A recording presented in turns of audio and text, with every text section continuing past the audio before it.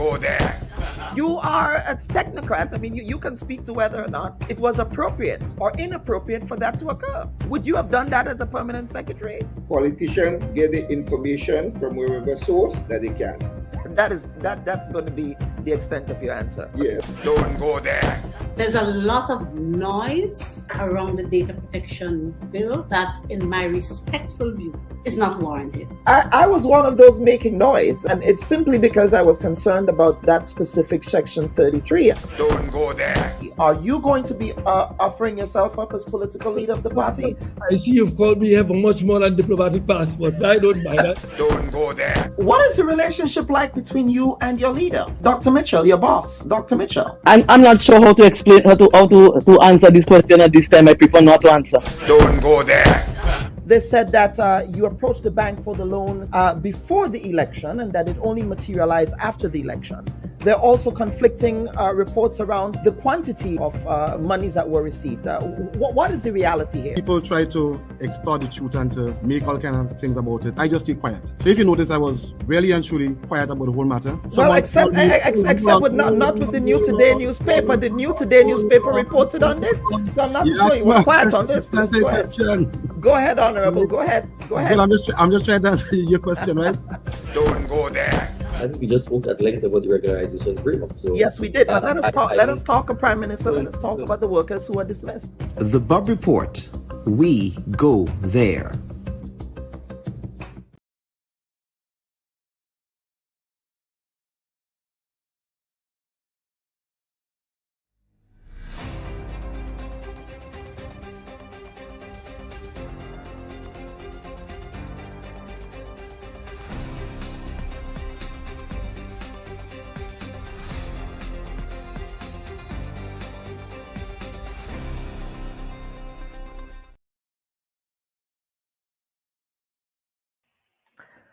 Hello, everyone, and welcome to this week's edition of the Bubb Report. We were having some technical challenges, and as a result, we were unable to start the program in our 10 a.m. slot. We do apologize for that. But I'm your humble host, Dr. Kellen Bubb. Please remember to like and share this week's live stream. Now, this week and in May, the Bubb Report celebrates 4 years of being a national presence in Grenada and in the diaspora. Now, when this program was first launched 4 years ago, the intention was to carry on the legacy of the late George Grant and to become a premier current affairs program in Grenada. Now, the dearth of long-form journalism that goes deeper and delves further from the superficial delivery of information, which has become the norm, was and still remains the intention of this platform. I am guided by the ethos of airing all sides of an issue and allowing you, the viewer, to make an informed decision on the issues ventilated by our weekly rotation of guests. It is in this attention deficit age of instant gratification, it is sometimes difficult for folks to sit and listen to programs of this nature, which is why we work hard to ensure that our guest and topic selection makes it worth your while and relevant to the issues affecting the national community. So if you are a watcher and listener of the Bubb Report and like the weekly content we produce, please send us a WhatsApp video or voice note on 240-733-4116, and it will be played on next week's anniversary edition of the program. Please also leave a comment telling us what you like about this platform and where you are listening from. I say cheers to the Bubb Report and all those involved in ensuring that it continues to be a persistent success. And of course, we will be right back, viewers and listeners, with the first guest for this week's edition of the Bubb Report. Please stand by.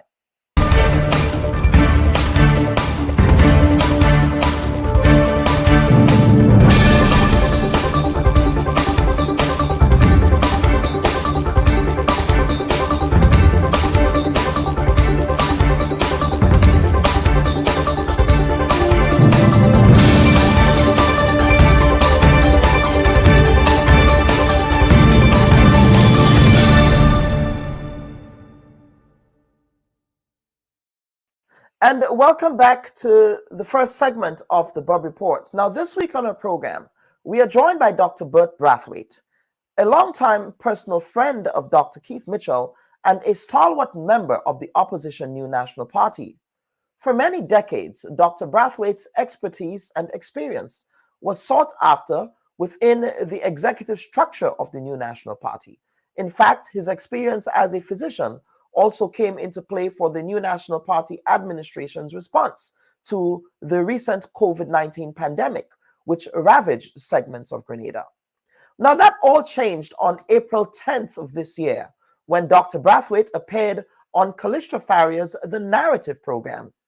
During that conversation, Dr. Brathwaite advocated for his party to move forward with its overdue convention, but also took great pains to be deferential to its leader and his personal friend, Dr. Keith Mitchell.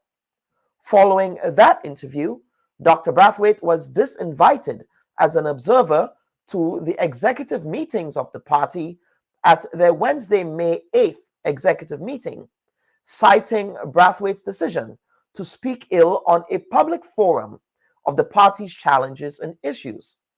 Now, since the May 8th executive meeting in which he was disinvited, Dr. Brathwaite neglected to speak publicly until now, exclusively on the Bubb Report. Of course, we were trying to reach Dr. Brathwaite following in the wake of his disinvitation from the executive, but he indicated then that he was not ready to speak. But now we're happy that Dr. Brathwaite has agreed to speak with us after some time has passed, but still within the current milieu of what is happening with his New National Party. Dr. Brathwaite, welcome to this week's edition of the Bubb Report. Thank you very much, Dr. Bubb. And first of all, let me wish you best wishes. Is it your fourth year you said you're starting? That is correct. The fourth year of the Bubb Report. Yes. I believe I was with you in the early stages. Yes, you were. Yes, sir. During the COVID pandemic, and your work stands tall. Yes, absolutely. Thank you so much, sir. And it's good to have you back here again. And viewers and listeners, please remember to like and share this program. We do apologize for the picture quality of Dr. Brathwaite, but we were having some audio issues on his other device, so we apologize for that. But Dr. Brathwaite, before we begin, I think it is important for you to tell us about your background and how you came connected to Grenada in the first place. We know that you are Bajan born, but you are now a proud Grenadian. So tell us about that Dr. Brathwaite, who was born in Barbados, but who eventually made his life in Grenada. Yes, born in Barbados, have a conservative background, household, parents, teachers, typical. Father finished up as headmaster, mother also a teacher. And indeed, many folk around me are teachers. When my connections with Grenada really started when it was at university. And during that time, there was the Black Power movement that became, and coming out again of a conservative school, one knew, and although it was one of the more prominent schools in Barbados, one really, at least in my case, I didn't know a heck of a lot about the Caribbean. I could tell you more about Australia and Argentina than the Caribbean. And so it was quite an eye-opener, that whole experience. Of course, we were a bit idealistic in those days. And the university, with people like Casey, Francis Alexis, he was guild chairman for some period. They had an outreach program in an area in Barbados and in a hall called Library Hall. And there living were quite a few Grenadians, including Dr. Keith Mitchell. And I used to go there in afternoons and help with a library for children who had limited access to reading facilities. I did that once a week or so. And so I developed a bond, and eventually in my final year, I stood with them. So I was the only Barbadian living there with about 4 other Grenadians. And actually, I've always said that it was the greatest year of my life. I mean, all things considered, we we played hard, we studied hard, we did well academically, all of us. And here I am today. So that was one of the first bits of my exposure. And that actually made me become what I would say a Caribbean man. But then I moved on to Jamaica, and there I saw poverty as I'd never seen it. I was blessed in that my household, we were not rich, but as my old lady would say, you had to learn to cut and contrive. But I saw poverty, and that left an indelible impression on me. As a matter of fact, rather than going into internal medicine, gastroenterology, which is what I do now, I nearly went into public health, and indeed, in fact, a good part of my practice has been public health oriented because of my experiences there. So I've had a number of experiences that have more or less shaped me, the person that I am today, and I've not forgotten those experiences, including one, some in UK, where the academics for my postgraduate was great, but one still saw the footprint of colonialism and the impact it was having on many students coming to Britain. So that is what made the person Bert Brathwaite that you see here today, and hence my interest in public health matters and political matters. Absolutely. Now, tell us about that first connection that you had with Dr. Mitchell, because at the time, Dr. Mitchell did study at the University of the West Indies, Cavell campus in Barbados. Talk about how you met and how that relationship developed. Well, as I said, I was going to this building. I was in an apartment block, 2 bedrooms and 2 beds, and 5 of us going trying to sleep there and study in our final year. And that is where I really got to know Dr. Mitchell. I'd known him as a student in our first 2 years of KPhil, but in that final year, living there, obviously, we really got to know Dr. Mitchell and all the other folk, Dr. McGuire, Dr. Marcel, Joe Roderick, the whole gang of us. And we talked a lot of politics, because don't forget, this is 1970, and there's quite a lot happening in Grenada. So we talked a lot of politics. And after I went into medicine and I graduated, I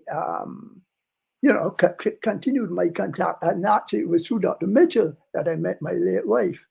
So you see the connection of bonds. So he was a matchmaker.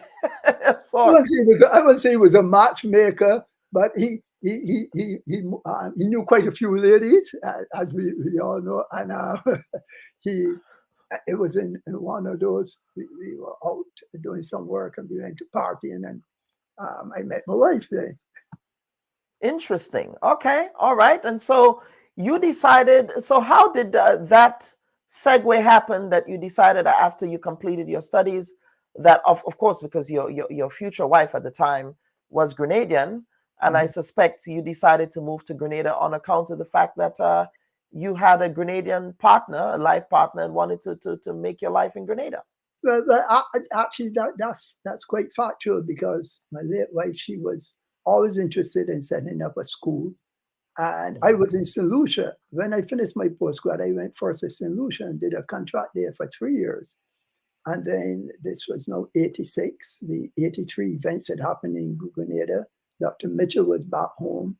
And he encouraged me to come over to Grenada. And of course, my wife wanted to come. So it was an easy transition to me to make. But quite that simple in terms of what played out. But I came over and I worked here from 86 up to 90 with government, not directly with government, but I was at that time internist in the hospital. I was the second. Dr. Bola was the first medical consultant. I was the second medical consultant at the General Hospital in the late 80s, and I was able to do, hopefully, some important works. The AIDS pandemic was raging at the time, etc., etc. Very well. And politics. Why did you get involved involved in politics? Is that also Well, because of this that is personal relationship? that is interesting. That is interesting because if you remember in the 90s, Dr. Mitchell didn't have many people. He was two people in Parliament with him, I stand corrected. And Yes. in 1993, we did a poll. A poll was done, was it in 93? Or there? Because we had the 95 elections. Sorry, in 1993, it was really my first introduction to politics because I recognized that my good friend was under, a severe strain, basically carrying the party on his back. And he invited me to come and speak here, and I spoke on the platform. I don't know where I got the courage from, but I had never spoken politically, but I came on the market square and spoke. And my theme then was about Marcus Garvey. And I saw the works of Marcus Garvey. I wanted to see the impact Marcus Garvey made and said about education. I wanted to see that come to bear in Grenada and throughout the entire Caribbean. And I'm happy today to report that indeed, and in fact, much of what I would have advocated for way back then in 1993 on that platform, Dr. Mitchell has been able to see it through the New National Party. From there, the elections came in 95, and I brought over a poll from the Pat Emanuel, the late Pat Emanuel. And that poll was not, I actually physically brought the poll results down from Barbados. And those polls were not looking good for the New National Party. It showed us as having only going to win about 3 or so seats. And I remember Dr. Mitchell coming by my home, looking at the poll and putting it down and leaving, in a bit of exasperation. And I took up the poll. I had very little experience at the polling at that point, but I saw a large number of undecided voters. And I turned back to Dr. Mitchell. I remember meeting with Solari and others in Grenville in a building. And we looked at it and we decided to target the undecided voters. And lo and behold, we were able to pull off that election. And one of the reasons we were able to pull off that election is because of the work that we did here in town with Raphael Fletcher in the town of St. George in the 1995 election. Raphael Fletcher was not expected to win that seat, but we had support from Dr. Mitchell in Northwest. And then we had people like Mrs. Marietta Mitchell, the late Mr. Williams, who was a shopkeeper on the Carnage, Natalie, who now lives in St. Andrew, and many others.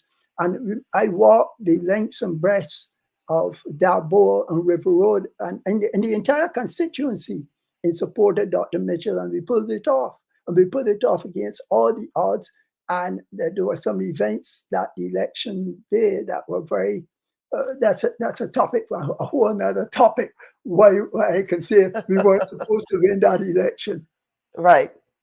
Okay. So of course, that 95 election, doing polling, all of that happened. And at what point did you become, I suppose, a senior advisor within the structure of the party? Was it as a result of your efforts in that 95 election, or did that happen much later? No, that happened as a result, largely as a result, I think, of the work we put in that election. I was at that time in Barbados. I used to commute between Barbados and Grenada. And Dr. Mitchell, the country could not find a chief medical officer at that point. And I am not trained in public health, but they thought, the cabinet thought that I was worthy of being given that position. And so I was asked to take up that job. And I took up the job in 95 after the election as chief medical officer. But behind the scenes, I was in contact with my colleagues who had worked with during the election. And therein started my real full political foray. Interesting. And your role in the executive, I suppose you had an active role, even though you were not an executive member. But before I get to the issue of the executive here, did you not have an interest in putting up yourself for any type of executive position, or in fact, were you ever an executive member, perhaps No, as a floor member or anything like that? no. I've never attempted to put up myself. I was once asked to run for a seat, and I didn't think I had the financial resources to afford me that possibility, because I had some straight, very clear positions on what I would need if I was going up there, because I'm not going to be beholden to anyone because of politics, right? Uh-huh.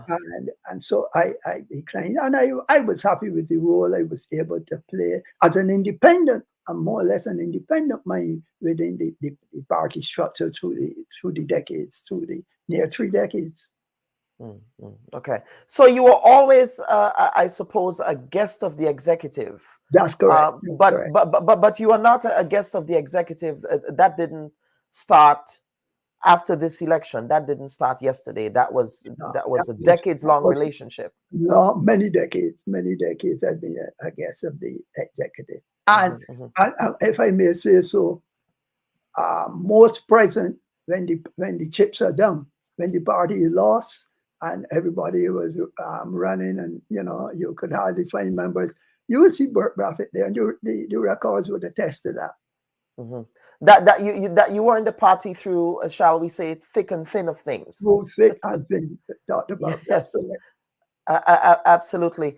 And so, given the recent announcement of the party, I just want to get to the timing of your public comments on Calistro Farrier's The Narrative. What were the motivating factors that caused you to speak so publicly? Well, if you remember, our party general secretary had spoken about having a convention this year, and our party chairman, Mr. Oliver Joseph, he went a bit further, and he spoke about having it in the first quarter this year. And my position from the last election has always been that we were in a transitional phase, and we needed to do things a lot differently. Within the party, this is where I think the party is at. And therefore, at this point in time, this is when we needed to, as it were, change gear. And so when I was asked to, comment on what was happening politically, I decided, look, I should say that I can say this because it concerns me. It doesn't concern what other members said within the confines of obviously private conversations within the party. I have been a very strong advocate from day one for open and transparent a process for selection of a new leader at the next convention. And obviously, over nearly well over a year and a half has passed, and since the convention was due, approximately a year and a half since the convention was due, and we haven't heard word of it. So I decided to speak out openly about it. I think that there comes a time in any process like this when individuals have to stand up and be counted, irrespective of how the chips fall. Did you bring those concerns to the executive before speaking out publicly? Oh yes. And every executive member can tell you that. They probably got tired hearing me say there was seldom a meeting that we had post-election that something didn't come up, that in some form or the other, I was saying, listen, time to get ourselves organized to move towards a convention. Might not have used the word convention at every meeting, but the whole thrust was for reorganization of the party and for an open process to allow new blood to flow in and to be able to put its case forward. Anyone who wants to put the case forward in a fair manner, and then for the delegates at the convention to decide who they want to be the political leader. If Dr. Mr. chose to come back, so be it. As I said on the Calistro Farrier program, I wouldn't advise that, given what he said in the past, etc., etc. But an open process. And you know what is interesting, Dr. Bubb, is that just this morning, something caused me to go back and listen to the interview that Dr. Mitchell himself gave with when he was sworn in as leader of the opposition. Do you know, in that interview, if you go back and listen to it, at the very end, the last journalist who questioned him, he said he himself wanted an open and transparent process in going back to select, in going to select a new leader. And that, what a person emerged, a new person emerged with the capacity to lead the party. He indicated more or less he would stand behind that person. And because he figured that he would get credit for his legacy and what he's put into this country. And so he also went on to talk about in Dominica, what had happened, and in Grenada, what had happened with political parties that did not make that transition. And he also said that he wouldn't impose his views on the party, on his own personal views. All of those are things that Dr. Mitchell said when he was, just after he was sworn in. So I don't really understand why today everyone is against me for saying exactly what Dr. Mitchell said at the end of, when I say against me, it's opposed to what I'm saying. When our political leader himself advocated for the same just 2 years or so ago. Well, except their position is that you were speaking ill of the party. I mean, I saw the interview. How is it ill? How is it if I may, Dr. Brathwaite, let me play the clip of that interview that Dr. Mitchell did on the NNP platform. That's the Talking Points Grenada, and credit to the folks at the Talking Points for using their footage, which permission was requested for that. So I'll go ahead and play what Dr. Mitchell said in an interview this week. Let's listen to that. All I can say is he's been ill-advised to do what I consider to be a very irresponsible act of going and making public statements attacking the party and calling the executive unconstitutional. I think it's unfortunate that the Bert has been allowing himself to be used by certain persons for their own personal interests. And unfortunately, that's where it is. I don't know how you could expect to be in a party and being invited, you are not a member of the executive, invited, and then turn around and go publicly attacking the party and feel that you are right to do it. You may feel that you're right, but that's not what is expected. And so I hope and pray that Bert have a change of mind sooner than later, and I will continue to wish him the best. I mean, we are friends socially and otherwise, and I hope that friendship will return. But certainly politically, I can't support where his politics is at this particular time. Well, the convention. So that was Dr. Mitchell there. He said, essentially that you were ill-advised, and that it's sad that you're allowing yourself to be used. Who are these elements that Dr. Mitchell is referencing that are using you? Well, first of all, before I go to who the elements are using me, let me say that I'm disappointed in my political leader, because my political leader knows me better than that. He knows that I am an independent person. He knows the comments I've been making since the June 22 election. And he knows them only too well. And I've got up and stood up in party executive meetings and made the comments about the need for this transparency and openness in the process. He also knows, if I go back a bit further, during COVID, for example, just to give you one example, in COVID in 2021, I was chairman of the COVID committee at that time, and things, whilst overall the government managed COVID well, there were some things happening behind the scenes that I wasn't comfortable with. And I went up to Dr. Mitchell Sunday morning like this and said, Mitchell, I'm sorry, I gotta go, right? And I tendered my resignation. So I am not a person who's going to be beholden to anyone. am blessed with, I hope, a pretty good mind, a good educational background, and I can stand up and analyze things. Part of my job, my responsibility this way is we have hundreds of children at a school that I'm associated with, and I keep telling the teachers, teach these children, get them thinking critically, right? And that is what I believe in. So I'm disappointed that. As to the people who I am supposedly allowing myself to be used by,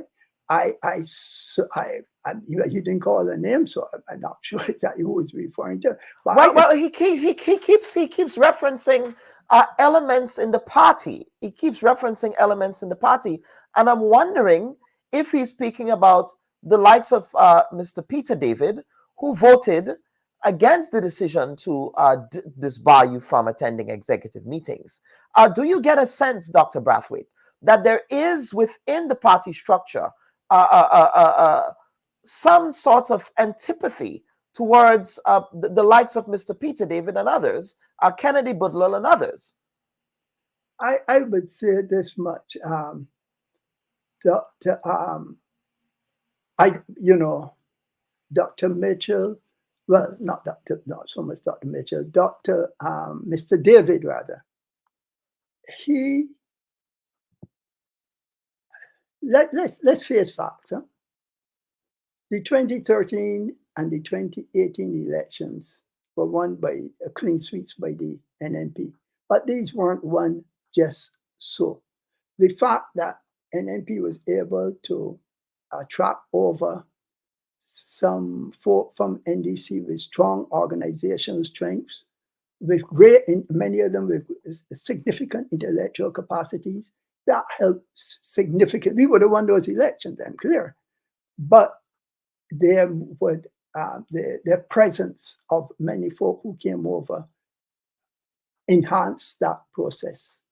And I think the party needs to be appreciative of that, and especially against a background where I have not seen I watched Mr. David through his whole tenure with NNP, and he has been very modest. He's not sought to create any trouble in any way that I could see him. As a matter of fact, he's done more than I would do. He wrote a letter and asked for advice when he indicated that he would be interested in running, and asked for advice on how he should go about this process. But I'm going to be honest with you, if I was in his position, I wouldn't write any letter. I would go there and be campaigning because that is what our party structure allows for, right? So I would give full deference, as I always do, and I will continue to do, to our political leader, but I'm not in as much as I saw our colleague Mr. David do. Furthermore, Mr. David, I've seen some other qualities there that I don't understand if there's, at times why one would sense antagonism towards Mr. David, because, for instance, he was moved from one ministry to a very prominent ministry of foreign affairs, and he was placed in agriculture. And I watched as he worked with those farmers out there and moved around and was working on the marijuana legislation, etc. And this is the same person now that you might attempt to disparage or ridicule. On what basis? What is the basis? I'm going to go on facts. I'm not going to go on any whims and fancies. And I say here to you, Dr. Bubb, I'm not endorsing Mr. David at this point. I want to see who's coming forward. As I said on the Callisto Faria program, that Mrs. Pierre has more or less indicated if there was a vacancy, she would come forward. Others from outside might want to come in, but it needs to be done, and it needs to be done like yesterday. This whole process needs to be gone through like yesterday if we want the party to consolidate. We need to restructure. We need to re-energize the party, and we probably need to rebrand the party. And if those things are going to be done, the leadership issue going forward has to be settled. Now, Dr. Brathwaite, we quickly have to get to the next segment. But of course, the new National Party is in its 40th year. And you just mentioned rebranding. What are those expectations in the party's 40th year around its future and what the future of the party would look like? Interestingly, I noticed that while the party announced a series of activities in its 40th year, a scheduled convention is not on that list. I imagine that perhaps the event in December might be a convention. I don't know. But maybe the executive of the party, I did invite the public relations officer, the Honorable Emmeline Pear, to appear on the Bubb Report. So perhaps she can articulate what that might look like going forward for the party. But what are your own reflections on the party's 40th year and where the party needs to go? Well, I first of all, I am happy to be a member, even withstanding what has happened, because what members did at that executive meeting, and by the way,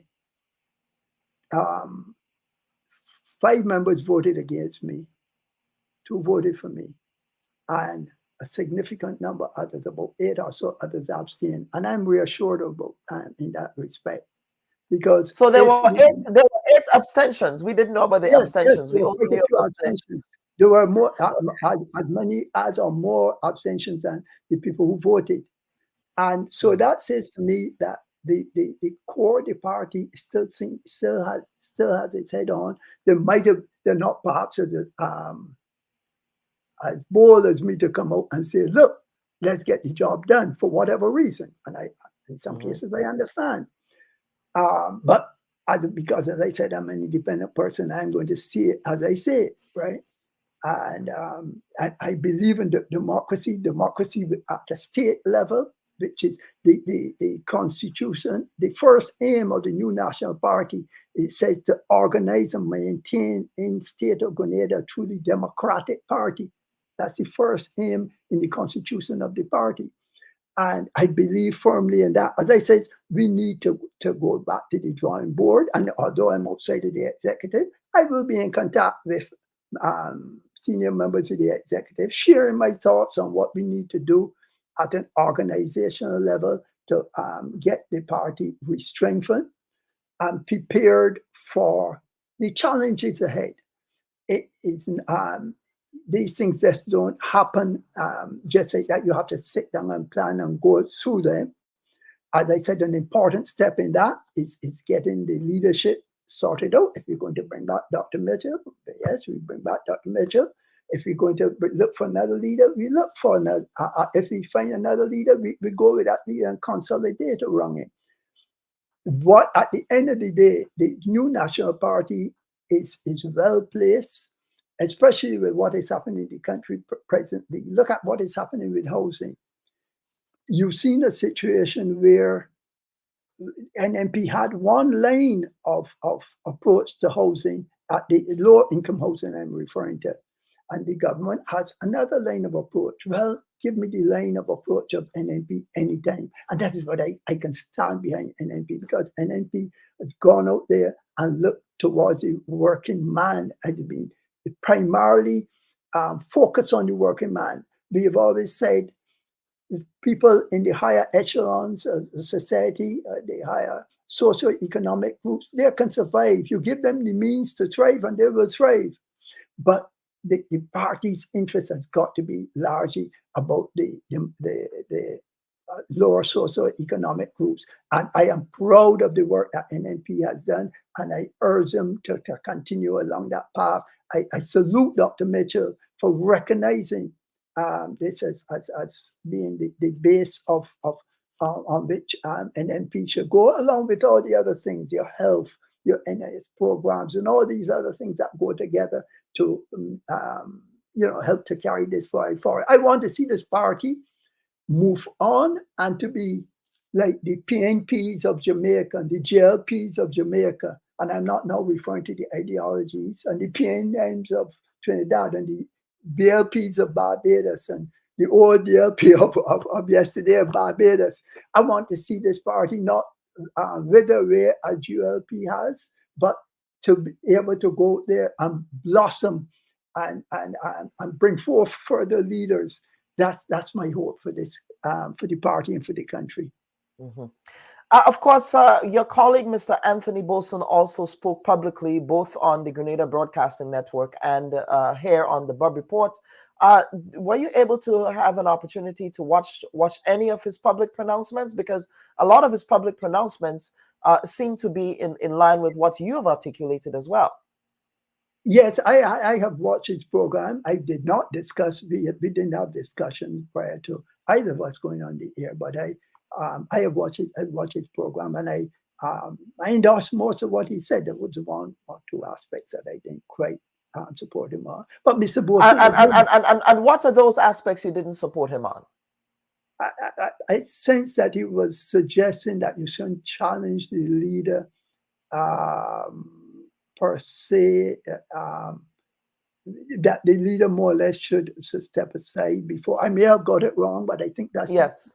Trust. Well, so I think what Mr. Boson was saying is that he feels as if the two candidates that have publicly declared their hand in sort of a very mal-mannered way to challenge the leadership of the party need to do a full-on challenge within the spirit of the Constitution and the democratic process of the party. That they seem to be tiptoeing around the conversation. Do you agree with that idea? I most definitely. I see, and I would hope if I was leader of any organization and somebody wanted to come and challenge me, come and challenge me, right? And if I don't feel that I would stand up to you, the thing, I might decide to opt out and let you win by default. But that if you don't, but that is healthy. That is healthy to try to smother growth of within the party is not healthy.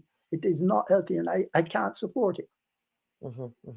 Now, Dr. Mitchell also said in his Talking Points interview with that he was surprised that the opposition, well, not the opposition, the current Prime Minister and members of the NDC offered the suggestion of Mr. Peter David as leader.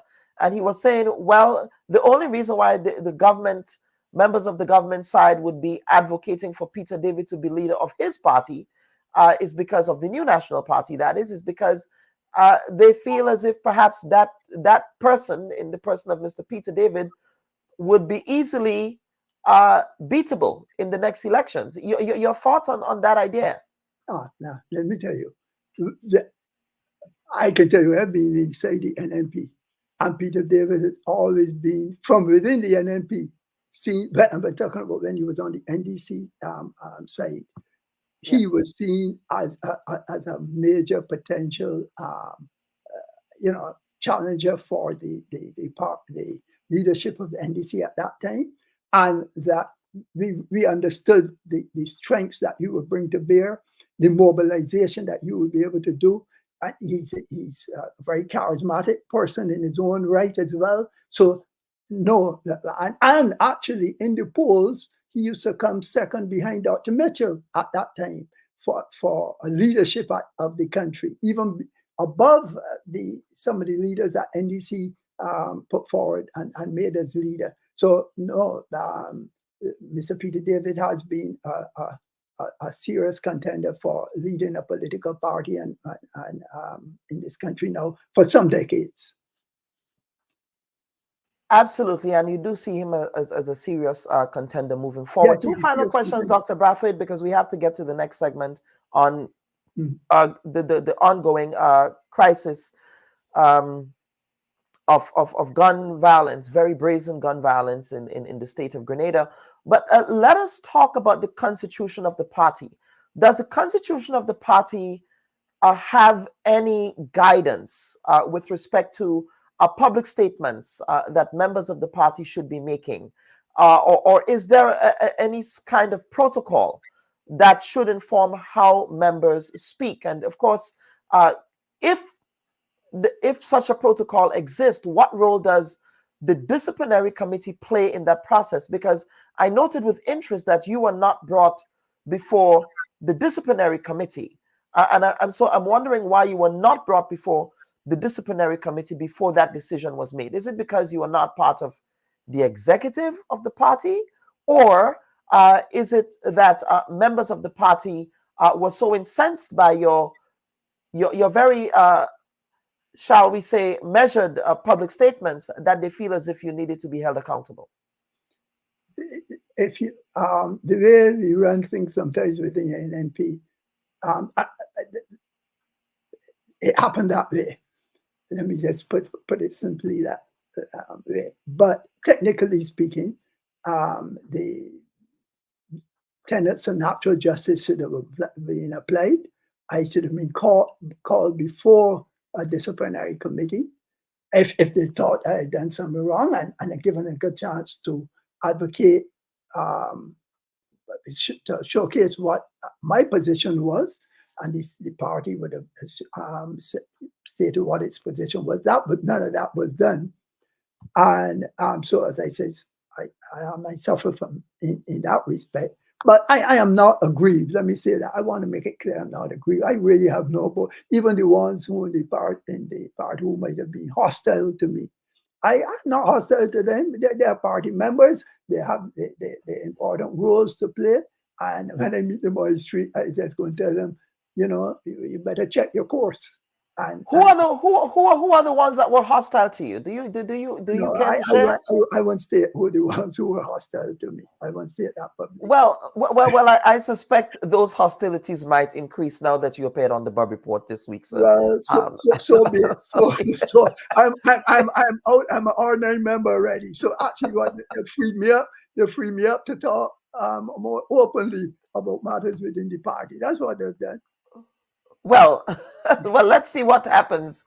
Perhaps I do trust that your friendship would still remain intact. No, with Dr. Mitchell, following your appearance on the Bubb Report. I have no intention of pushing my friendship. Obviously, if somebody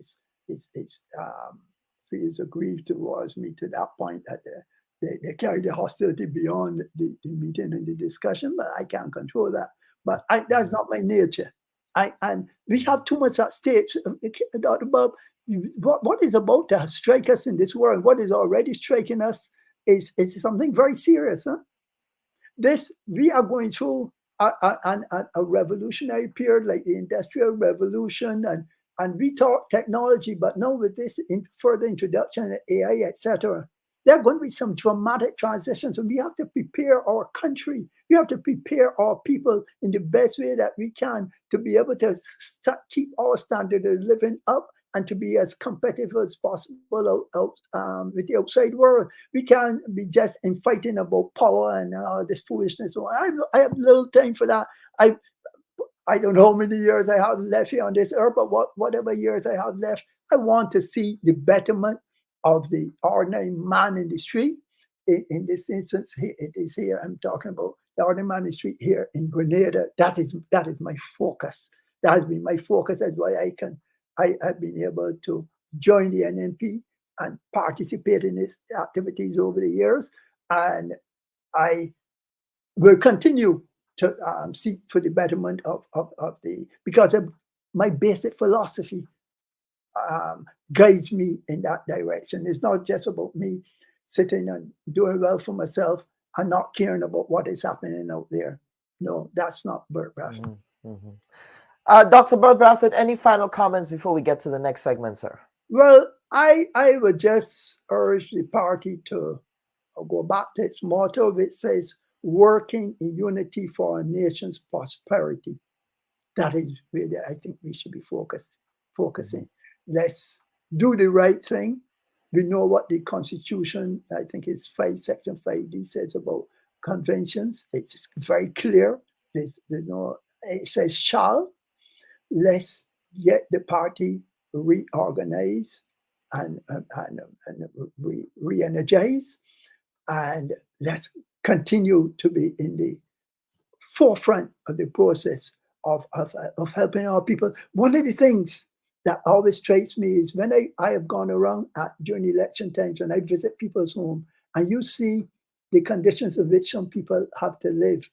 And if that doesn't hit you, then you have a cold heart. And I want to see things like that continue to be. It has improved dramatically over the years, but there's still a lot more room for improvement. Let's focus on those types of things rather than on the personality issues, etc. The personality issues and so on. Absolutely. Dr. Brathwaite, thank you for appearing on this week's edition of the Bubb Report. Of course, this has been your very first public comments. I do remember reaching out to you when the news broke, when we got wind of what occurred at the executive meeting, and you did indicate that you would be speaking. And so thank you for appearing on the Bubb Report and sticking to that commitment. So thanks again. Thanks, Dr. Bubb, and all the best again to you. Absolutely. Viewers and listeners, this is the Bubb Report. We were just speaking with Dr. Bert Brathwaite, who was a visiting member of the executive of the arm of the New National Party, certainly not a member of the executive. He was voted out from attending and disbarred from attending future executive meetings owing to public comments that he made about the future of the party and the future leadership of the party on Callistra Farrier's The Narrative program. This interview was Dr. Bert Brathwaite's very first conversation following his disbarment from the executive of the party. Of course, the New National Party indicated that it is within their prerogative and it is in their right to rescind invitations, that those invitations are extended at the pleasure of the leadership and of the executive of the party. It was a near unanimous vote, but Dr. Brathwaite just indicated that there were many abstentions. Many people abstained. 2 people who voted against his removal from observer status in the executive, one of which was Mr. Peter David and another floor member of the organization. Viewers, what we will do now is to take a quick break and come back for the panel segment of the week, where we'll be discussing a bar association's perspective in relation to the ongoing spate of very violent gun incidents that continues to rattle the state of Grenada. So please stand by as we come back for the second segment of the program. Should your loved ones pass on, they deserve to be treated with dignity. And at S.A. Johnson Funeral Home, we can provide you with that service. We can take you every step of the way during your sorrowful moments. When that need arises, call S.A. Johnson Funeral Home at 347-777-9797. That's 347-777-9797. S.A. Johnson Funeral Home is a Caribbean family-owned funeral home here in Brooklyn, providing funeral services, but in a dignified way. From cremation to burial to the repatriation of your loved ones, you don't have to go through the hassle, as we provide exceptional service that allows you to mourn and heal peacefully. For more information, visit our website, www.sajohnsonfuneral.org. Send us an email at sajfuneral@aol.com or call 347-777-9797. S.A. Johnson Funeral Home, because you deserve to be treated with dignity.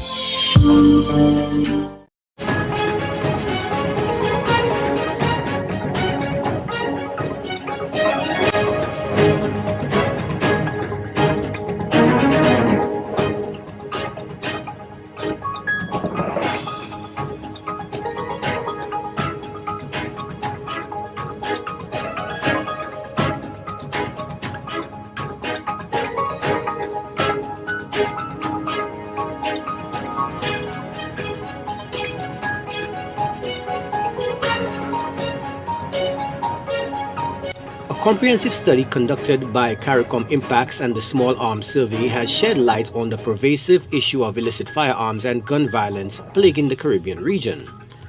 The study, encompassing data from 13 CARICOM member states and 22 Caribbean states overall, paints a grim picture of the impact of firearms on the region's safety and socio-economic well-being. The Caribbean bears the unfortunate distinction of having amongst the highest homicide rates globally, with over half of these homicides involving firearms. While legal civilian gun ownership is relatively low in the region, illicit firearm holdings are estimated to far outnumber legal ones in several countries. Handguns constitute the majority of seized illicit firearms, while rifles are a rising concern.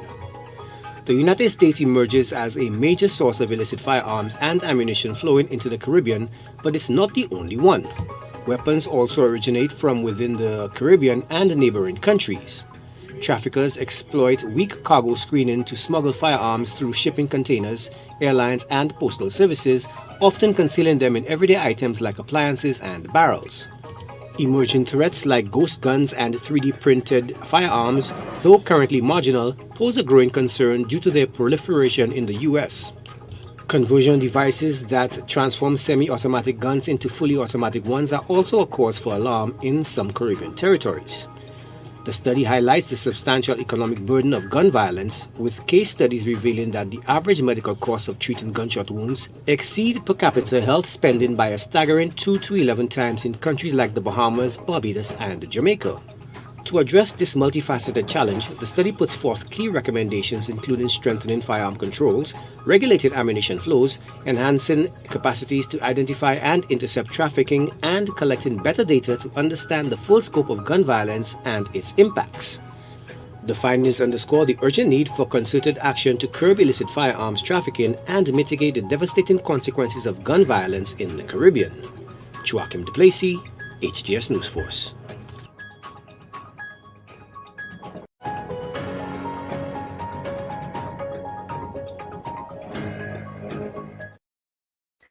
And viewers and listeners, welcome back to this week's edition of the Bubb Report. Now, the ongoing spate of gun crimes has certainly rattled Grenada and the sense of community that the country is known for. We've decided this week to hear from you before we get to our two other guests. Has the recent gun crimes affected how you live? Are you still okay with staying out late? Have you become citizens of Grenada more vigilant about your personal safety and, as they say, watching your back?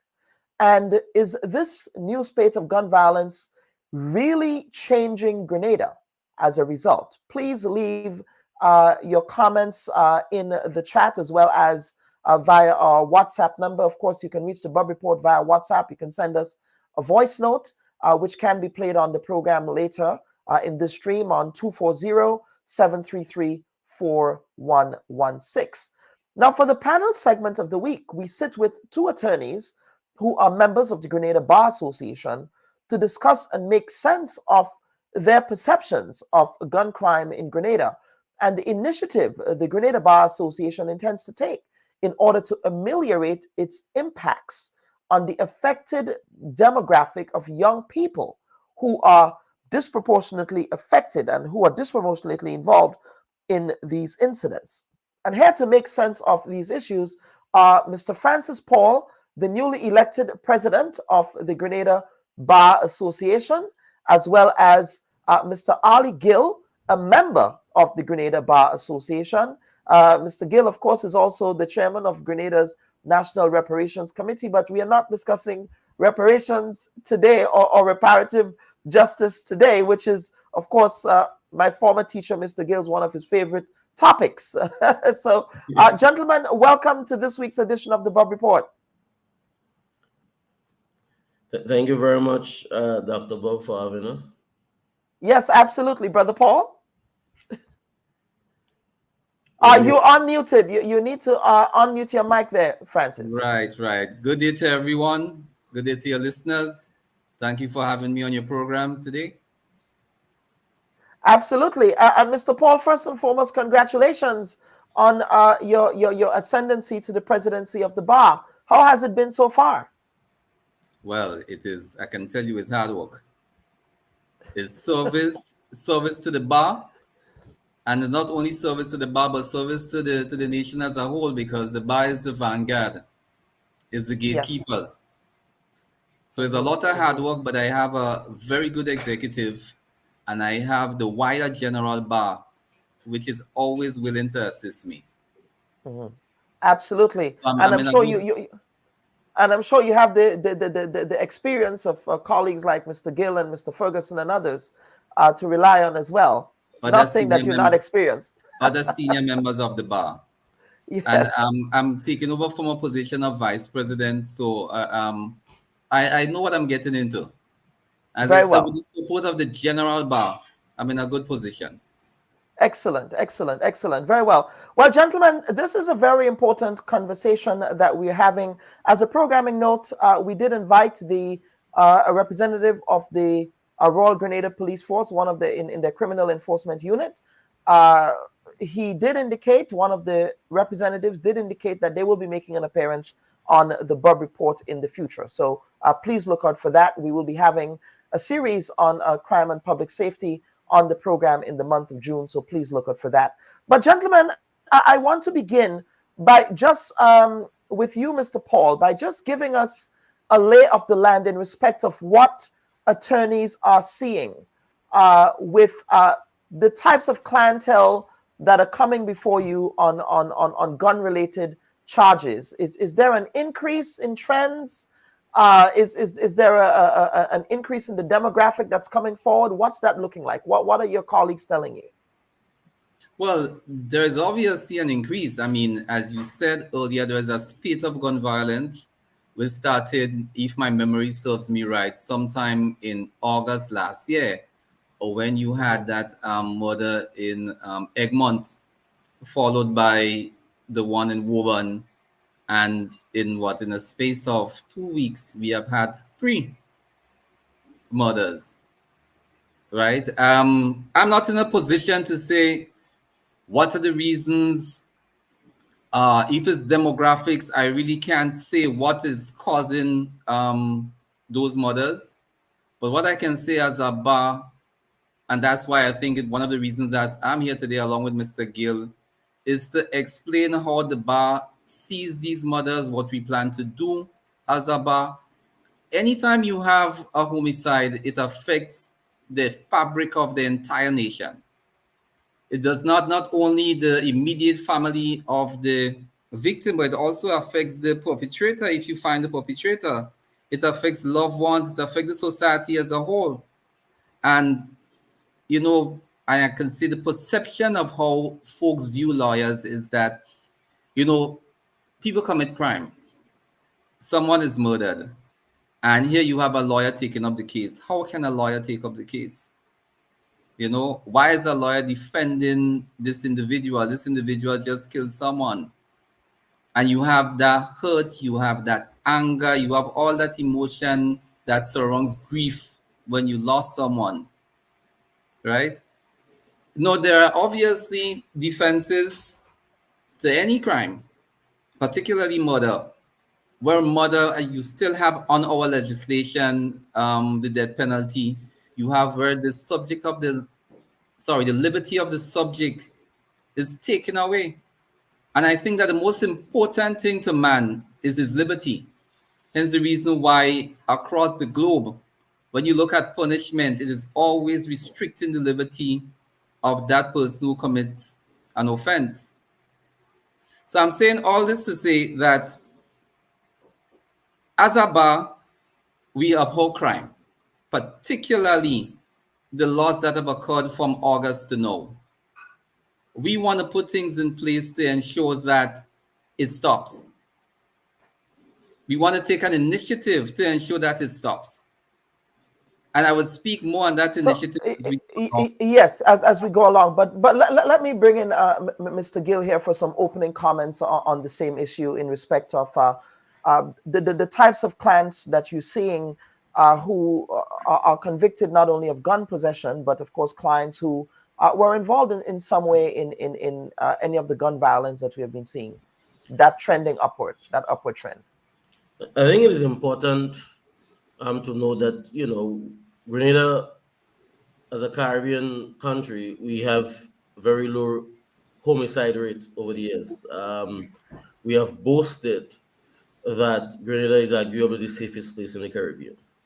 So that this surge in gun violence shakes the very core of our society, and it shakes our confidence as a nation, really.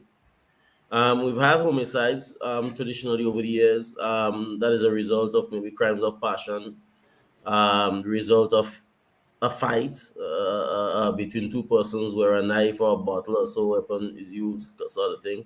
And of course, you know, we'd have had the odd ones where, you know, for some other reason, a life is taken.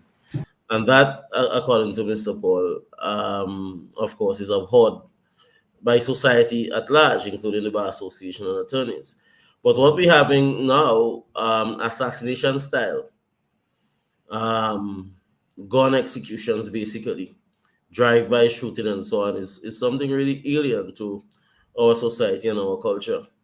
With regards to demographics, I find you have young persons and you have not so young. And also, too, one of the things is that we are having persons that are involved. Some of them do have some antecedents with regards to they have committed offenses before. Yes, maybe not of that nature. But I would say with regards to the age groups, it varies. Basically, we cannot say that it is only very young persons talking 19, 21, but you're getting persons in the late 20s and 30s and so on that are involved in some way or the other. And that is a bit troubling. And as Mr. Paul said, I believe, the Bar Association is really a call to arms. And it's an encouragement as well for other, for civil society. The Conference of Churches, other NGOs and so on, other pressure groups within the society to come forward and to play whatever role it can with regards to seeing how we can arrest the situation of the escalation in the gun violence in the country. Absolutely, and I'm glad that you made the point that this is not, because again, the narrative there is that it's one subsection of young people that's affecting. But what I hear you saying here, it's not that. So that is an important point to make. Now let us talk about the gun amnesty. Now the administration recently announced a gun amnesty. Let us get your thoughts, Mr. Paul, and the Bar Association's position or perspective on the gun amnesty. Right. Well, it's obvious that there are a lot of illegal firearms circulating around Grenada. And I think that the government taking that initiative to provide a gun amnesty is one of the ways to get illegal firearms off the streets of Grenada. Well, in the parishes, going deeper into the villages. I can't say about the statistics. I don't know how much firearms have been brought in. But the less firearm you have out there, obviously the probability of a crime being committed using a firearm would decrease. Quite obviously so. I want to say that the bar would continue to work with the government as well as a stakeholder, because as I said earlier, and I just want to reiterate, despite what the public may think, right, the bar does not, well, members of the criminal bar, to be specific, does not want crime to be committed. When crime is committed, yes, everyone is deserving of a defense. But to say that we sit as a bar, members of the criminal bar, want crime to be committed, no. So I, too, as president of the Grenada Bar Association, would call on the folks out there who are in possession of illegal firearms to take advantage of the amnesty and to bring in those illegal firearms.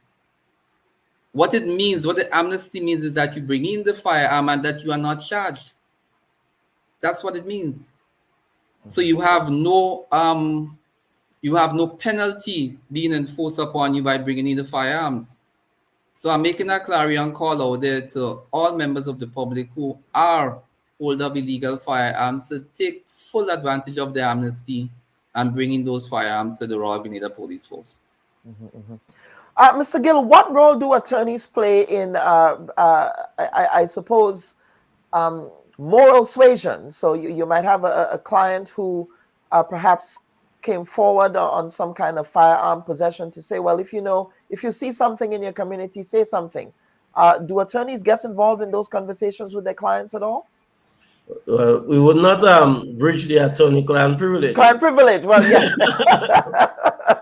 I expected you to say that. No, but I would want to add with the join with the president to urge persons to take advantage of the amnesty that is now made available to everyone who have in their possession illegal arms or ammunition. When we talk about ammunition, we also speak with regards to what we locally call bullets. And if they have any doubts, if persons out there have any doubts, you can call on a member of the Bar Association to assist you in making in bringing in the firearms. So to answer your question, Kala, in a serious way, we do assist the Royal Grenada Police Force from time to time with regards to securing illegal firearms and to bringing them in. And now, as the amnesty period is on, what we call for is clarity on the part of the government with regards to persons appreciating that if they do bring in their arms and ammunition, illegal arms and ammunition, that no charges will be brought. There is a system of anonymity in that persons, the police is not concerned with who the name of the person bringing it in, and so on. So that if there are persons who are listening to us and have doubts with regards to how the amnesty work, they can get in contact with any member of the Bar Association, and we will assist for free, of course, in ensuring that we get these as much legal firearms as possible and ammunition out of the streets, because it is for our own well-being. As I say to people all the time, as attorneys and so on, this is where we have to live. This is where we have to live. We live in Grenada, and I hang out on all the blocks across the country. I go Saigon, I'm on the Carnage, I drink a beer in Four Roads and so on. That is what this peace and stability affords us as Grenadians, where we can sit and chat anywhere without having to watch our back. We're not living in the Gaza and so on, so that peace, that and tranquility that we have maintained for so long, where we invite visitors and so on to our shores, and we say to them, Grenada is a safe place. They can walk on the beach, walk on the streets without fear, and so on. It's something too that we first and foremost enjoy as Grenadians. And as such, it is in our business, it is in our interest to ensure that as much as is possible, that there is a permanent cease of this escalation of gun violence. Yes, we do represent, and there's a myth, persons say all the time, well, yeah, lawyers are making money now because, so many offenses are being committed. Let me tell you one thing. Most of these offenses that are committed is poor people children. You hear me? It's poor people children, my brother. And many times their parents, sister or brother have to, find some resources somewhere to assist by paying a lawyer. And really and truly, our fees in these matters is nothing lucrative. If you see if you appreciate the amount of attorneys that are active in doing criminal defense work, you'll appreciate that it is not a lucrative industry, really. There's a handful of lawyers that do serious criminal practice in the country. Most lawyers do corporate work and more lucrative jobs, not fighting every day to defend poor people that come before the court. So it's not for us as attorneys, and so it's not a lucrative practice where persons committing these offenses, they come to us and we run happily to the bank and so on. It's nothing like that. Far from it, and it's in our interest as citizens, first and foremost, to ensure that we live in a peaceful and stable society. So that I believe Mr. Paul will lead off in a while with regards to the Bar Association initiative that we're embarking on to do our part to see how much we can quell this escalation of gun violence in the country.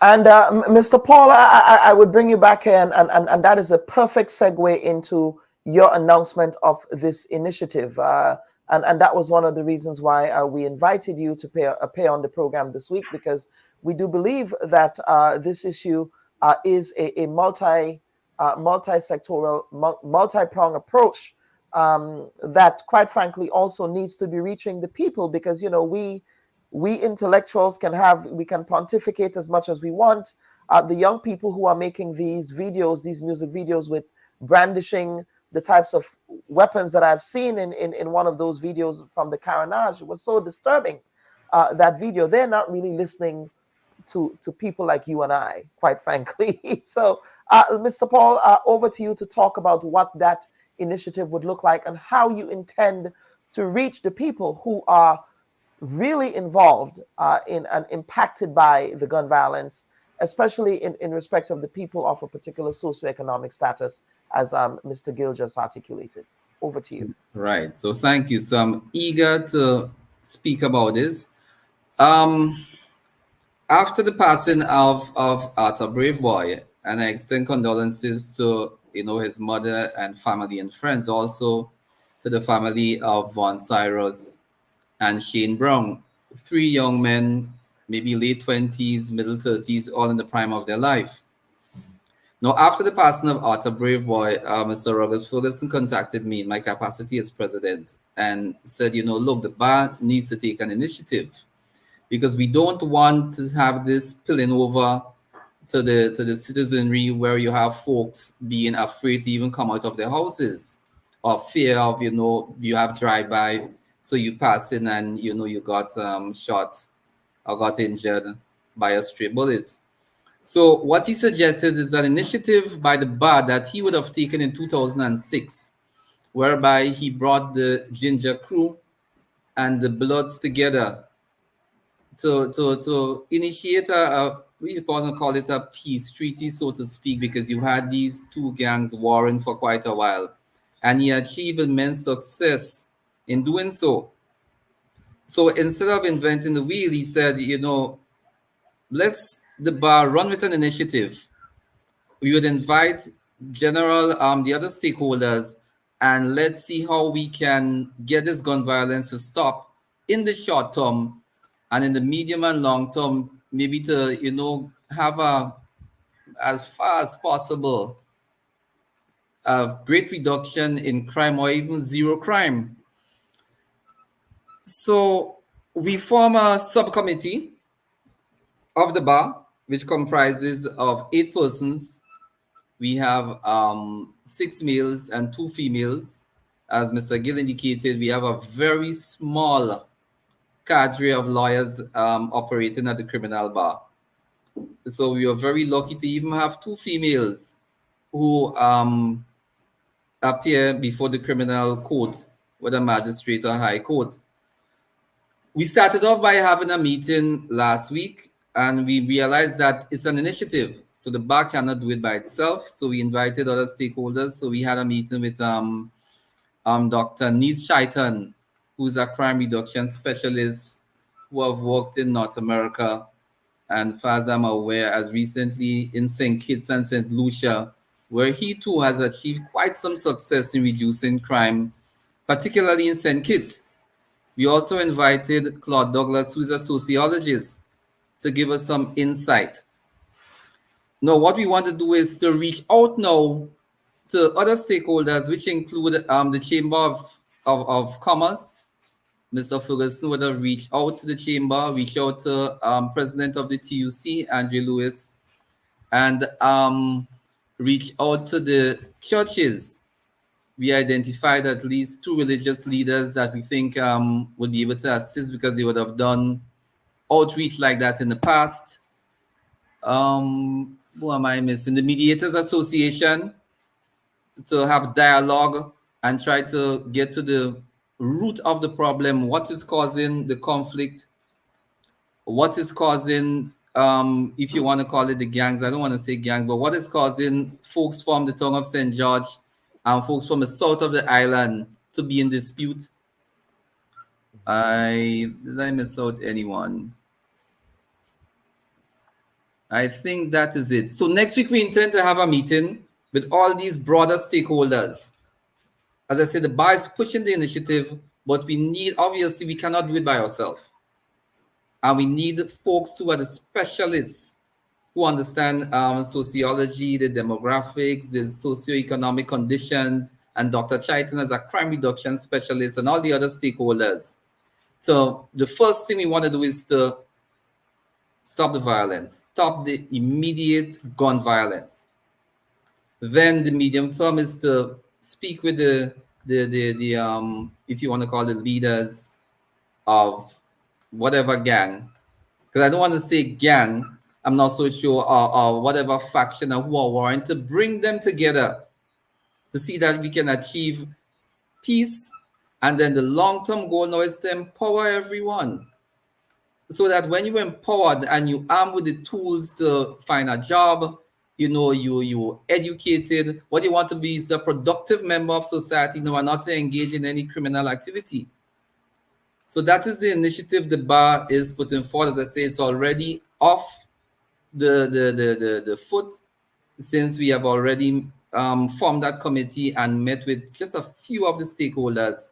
So by next week, we should start putting things in place with the general stakeholders to lift off. Mm-hmm. And let me bring in Mr. Gill here to piggyback or add to what was said. I do see here that there's a wide cross section of concerned parties. What about youth? How would they be involved in that? Well, all stakeholder organizations and interest groups. So that we will be meeting with the youths, and I'm not certain how active we have a national, how active the national youth organization is. But definitely we'll be reaching out to all of the stakeholders. And so, you see, Dr. Bubb, what is extremely important, whether we have individuals, small groups of young men that band themselves together, sort of, and we refer to them as gangs or what have you.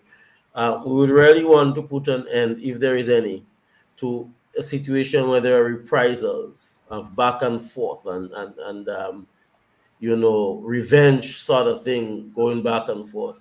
Because you see, we do not have to look far to see what gun violence has done to other neighboring societies.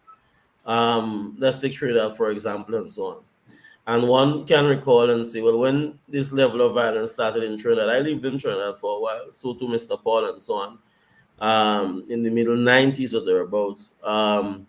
You walk Tunapuna, Curep Road, and so on, any hour, day or night, without much fear, basically.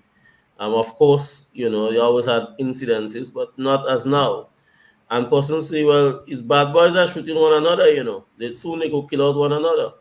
Now, years later, the gun violence is very prevalent in Trinidad. So it seems as though there's is there a barrel full of bad folks that shoot each other and so on? I don't think so at all. So that what is needed is to see how we can de-escalate the tension between individuals and between groups of young men, de-escalate situation between different communities and so. That's extremely important because, and that is, let me just add, these are things that, as individual attorneys, we do informally at every turn. You speak to your clients, you try to encourage them to do the right thing and so on, stay away from the violence and so forth. So these are things that we do on a daily basis, as person that practice in the criminal bar. But here it is that the Bar Association is taking a more formal approach, where we are including other stakeholders with us to drive an initiative and to go within the communities, go into the societies, meet the individuals involved, meet families and so on that are affected. Because let's face it, you have persons who are charged, these persons and their families are going through a rough time. The deceased family, they too are suffering, so really and truly, you have two sets of people, families and communities hurting, basically.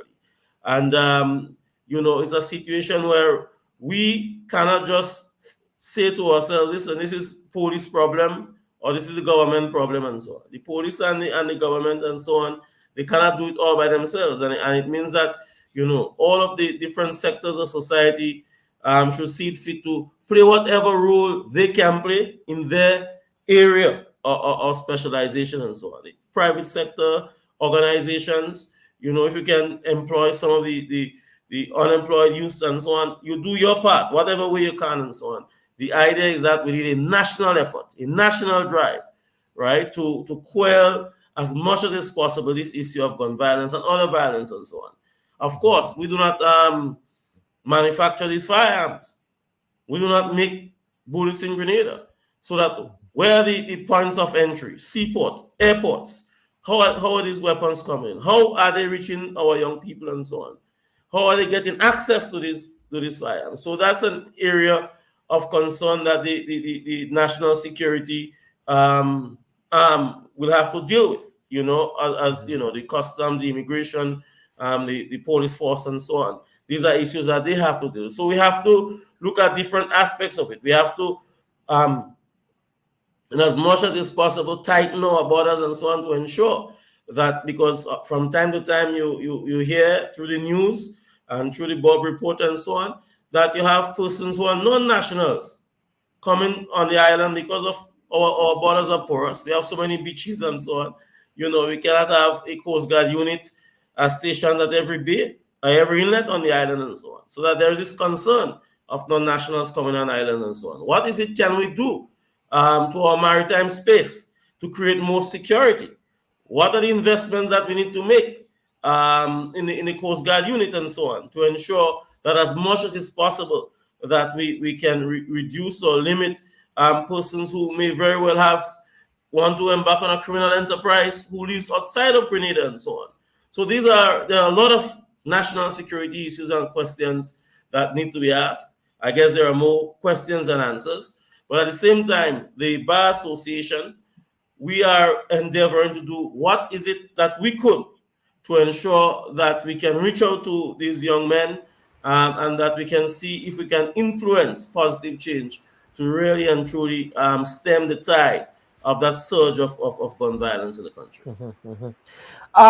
Now, you prefaced, Mr. Paul, this initiative by referencing the what occurred in the early 2000s when the Ginger crew and the Saffron crew. I remember those days, but some might say that the incentive structure to be engaged in any type of gun violence has changed, and now it's much more drug related, and now it's much more cross-border related.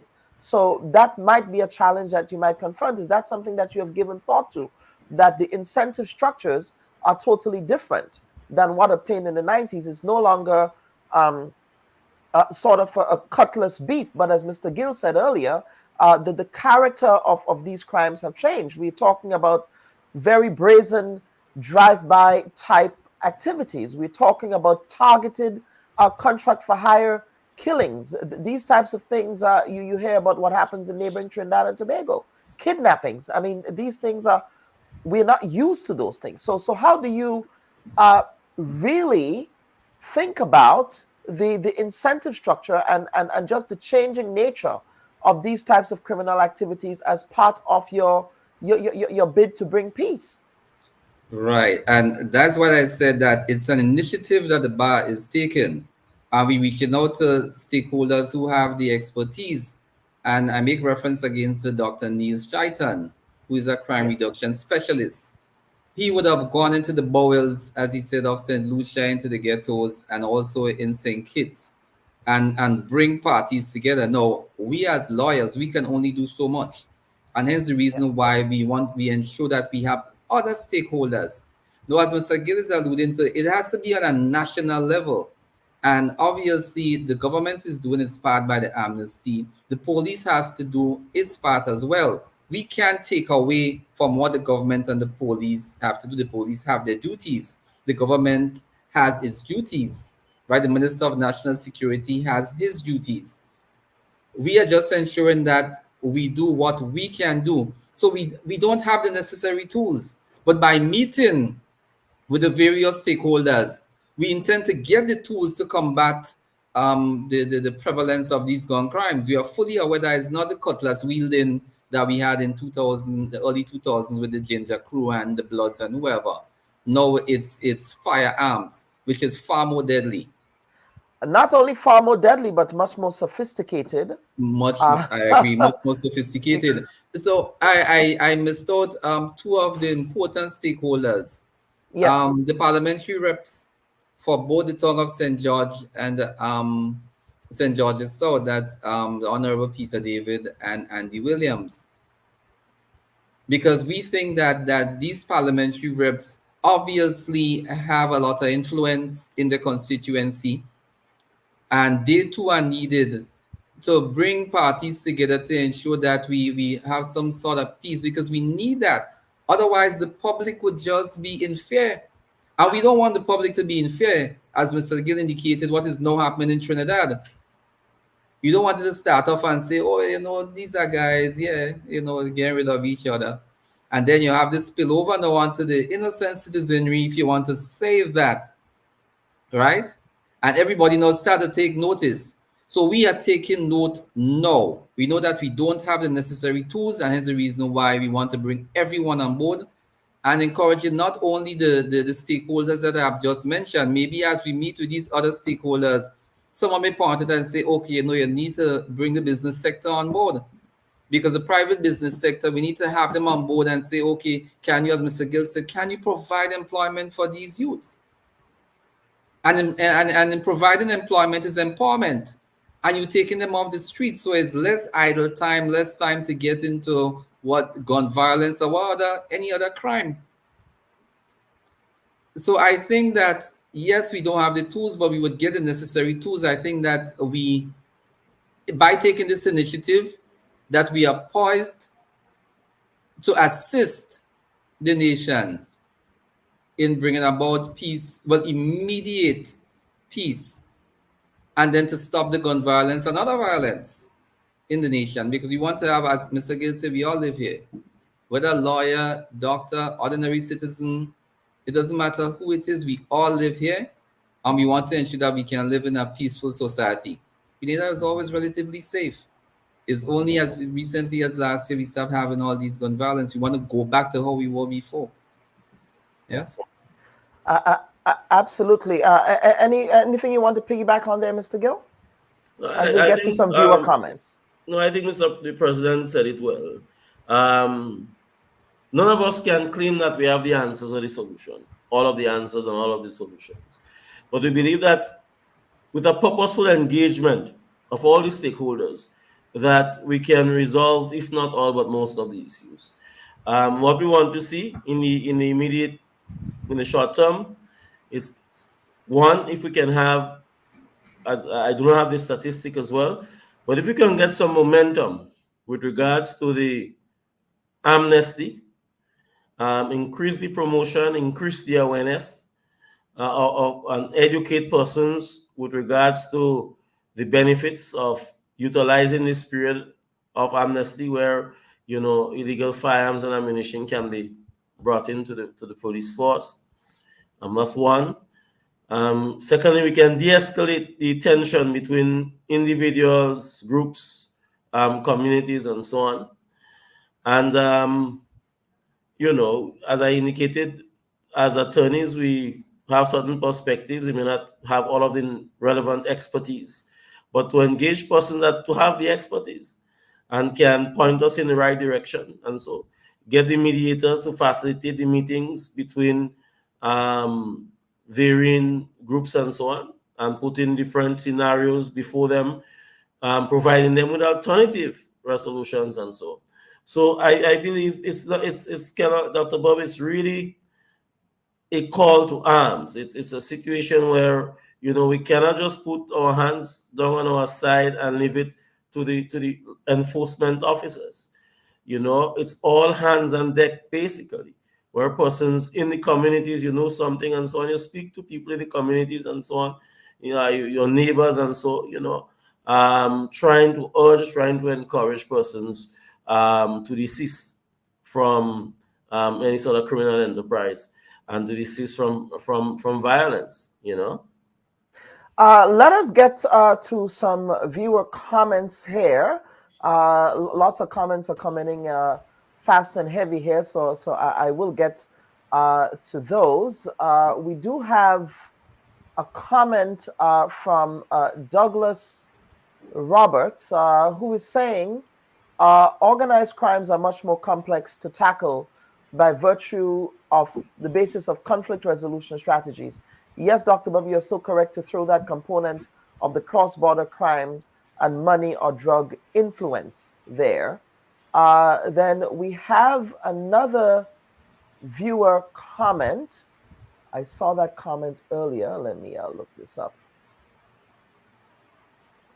Here, just give me 1 second. There was a comment, so let's go to Mr. Nigel Graves, and he's saying, additionally, tackling the structural issues relating to underemployment and unemployment, along with a robust public education program, needed using social media. I suspect there's going to be a public education component to the work that you intend to do, Mr. Francis? Yes, definitely. We have to, because we want the public to work with us as well. As Mr. Gill say, if you know someone have a illegal firearm in your area, report it to the police. But persons need to.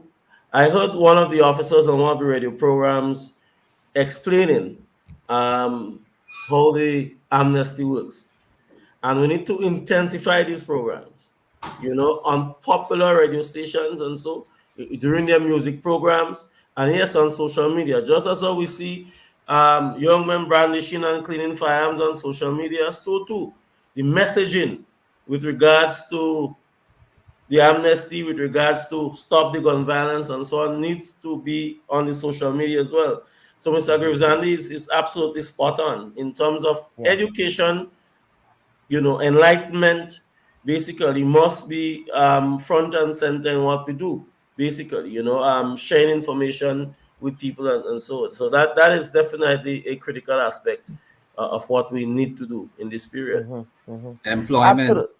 Employment. Yes. Employment, He did mention unemployment, rather, you know, unemployment, which is a major issue. So when there is that unemployment, when you do not have incentive programs for young people to find proper employment, then they are going to go to the underworld but you see, when we speak of education as well, Dr. Bubb, it's not just formal education. And not just disseminating information just like that. For instance, now Grenada is not the only society that struggle with the issue of underemployment and unemployment.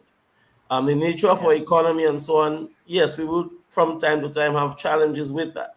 So that when we speak to the youths, how do we say to them, how do we facilitate as much as is possible them to create the employment as well? What are the alternatives? You know, not the private sector cannot employ everybody, right? The government cannot employ everybody and so on. But what is the environment can we create to have persons to use their creative talent and so on to make a living by lawful means and so that we must have purposeful education in a real sense, you know, and the engagement must not just end at saying stop the violence, but the engagement has to continue. What can I do purposefully to live, to thrive, to be prosperous, to provide for myself, my family, and my community and so on?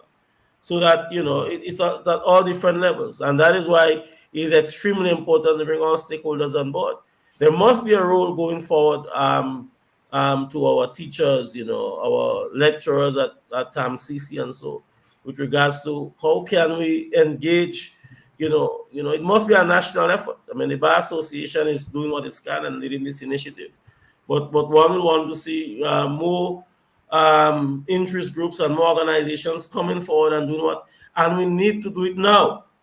That's the point the Bar Association is making. We cannot wait and hope that things will turn out better, and then when 1 year from now we're back on the Bubb Report having the same conversation. You see, so we are viewing this period as one that needs urgent action more than anything else, you know. Absolutely. It is urgent, as you said. I just can't underscore how urgent. I mean, it's just mesmerizing to hear report after report after report of different types of shootings, you know, and funerals for you know, all of these people. And these are people we know. That's right. Society. That's right. Exactly. Whether you think somebody is good or bad, these are people we know, we walk, we see every day, and then you wake Yeah. up in the morning and say this person got shot and killed. And again, I myself lived on Four Roads when I was attending PBC. My grandmother, my paternal grandmother from Guav, that's where she lived, and so Four Roads was never this no-go community, as you said, Mr. Gill. No place in Grenada should be a no-go community. I don't think we ever I want to don't get to that subscribe to that. stage. Yes, I one person You know. don't subscribe to that. Yeah, you know what I mean? So when I tell people, yes, I grew up on Four Roads, I get this up, oh, you come out on Four Roads, boy, as though, nothing good comes from Four Roads. I take exception to that, really, when people say that. But these are we do have another comment here. This is an interesting comment. The viewer is saying lawyers in some cases should refuse to represent criminals who use them to hide behind after they commit crimes. Your thoughts, counsel, on this idea? No, well, maybe let me start. Francis, yes, go ahead, augment me. Yeah, when we started off in the beginning, I was alluding to that same misconception. Folks think that when you commit an offense, that lawyer should not represent you, whatever the crime, because you hiding behind the lawyer. And I'm saying that there's always defenses to offenses, particularly murder. You have self-defense, you have provocation. So you might say, oh, this man killed this man and this lawyer still representing him. But you have defenses, and that is what attorneys do.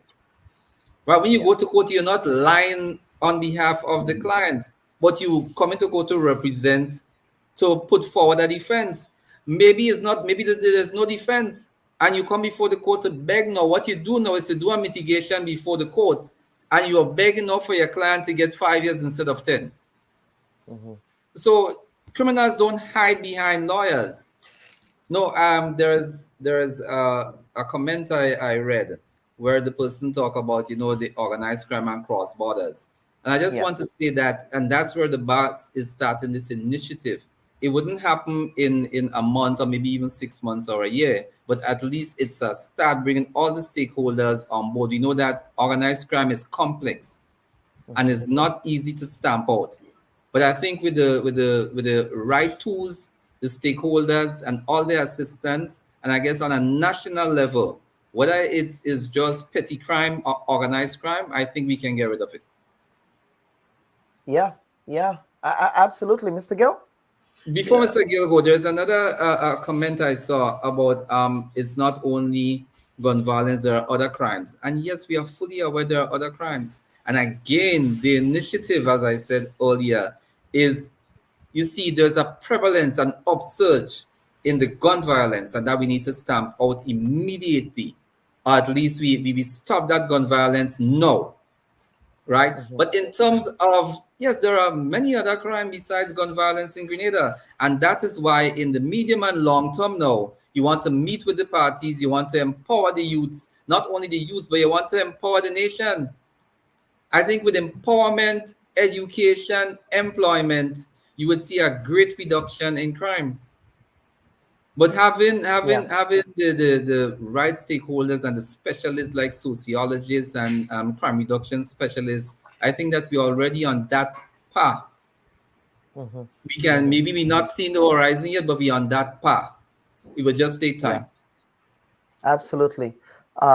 Patient approach. Mr. Gill, anything else you wanted to add? Yes, I think it is extremely important that listeners and viewers appreciate that one of the challenges in fighting crime and dealing with this surge in gun violence, that at the same time, we have to ensure that there is the rule of law. Yes, that we have to protect our civilization.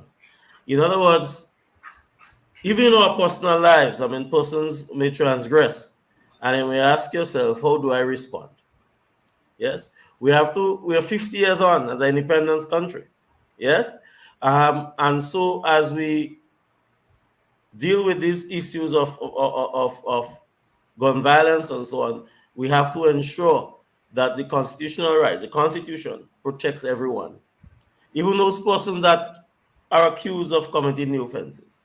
Yes, there are processes, there are procedures pursuant to law.